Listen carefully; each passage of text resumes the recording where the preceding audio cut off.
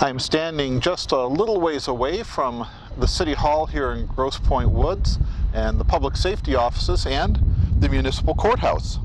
Fortunately, I have not had to stand inside the courthouse, at least for any proceedings for wrongdoings.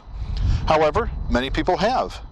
Inside this building, whether it typically be for a civil suit or a traffic violation or criminal misdemeanor case, there will be people with aid of attorneys trying to demonstrate why a judge should rule in their favor, while at the same time there are people attempting to persuade the judge to decide the opposite. In the end, the judge must make a decision or a judgment.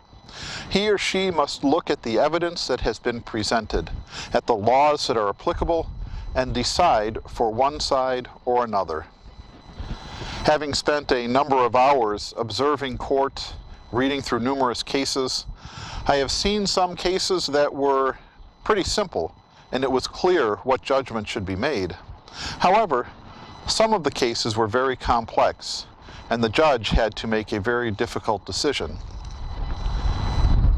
Jesus talks about judgment. In the Gospel of Matthew, we hear Jesus speak, "Do not judge so that you may not be judged. For with the judgment you make, you will be judged, and the measure you give will be the measure you get. Why do you see the speck in your neighbor's eye, but do not notice the log in your own eye?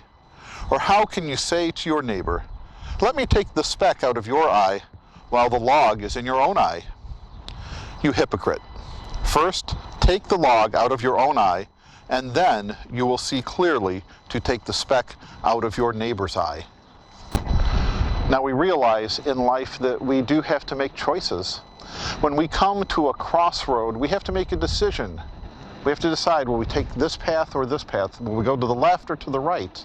Life is filled with choices and making judgments about different things. However, Jesus is not speaking about judging between two different pairs of shoes or what clothing you might want to wear, or as what might happen in the courthouse, judging between two people's versions of a car accident and who is at fault. He is speaking about judging other people. Jesus warns us that we can set the measure by which we are judged by judging others, because that is the same measure that will be used for us. And as you might expect, that will not work out very well for us. If we look at someone and decide that that person is no good, is of no value, or less than us because of the clothing they wear or the way they look, using an appearance as a measuring stick, then we ask God to do the same thing with us. What if on the day when Jesus returns, he looks at you or me and says, "Well, yeah, it's an interesting outfit there, but I really expected more than that. I mean, an evening gown, a tuxedo, if you knew you were going to be meeting up with me today.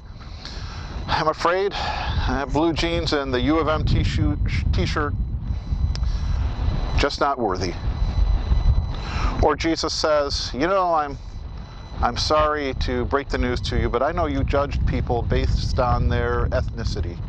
And you decided that some people, because of the way they looked or where they came from or who their parents were, just simply were not worthy. They were unworthy of your time, unworthy of your love, unworthy of your respect, unworthy of my gospel.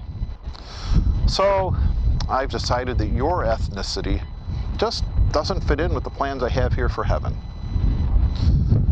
Our judgments about others being worthy of respect, of our love, of God's salvation, are not judgments that we're to make.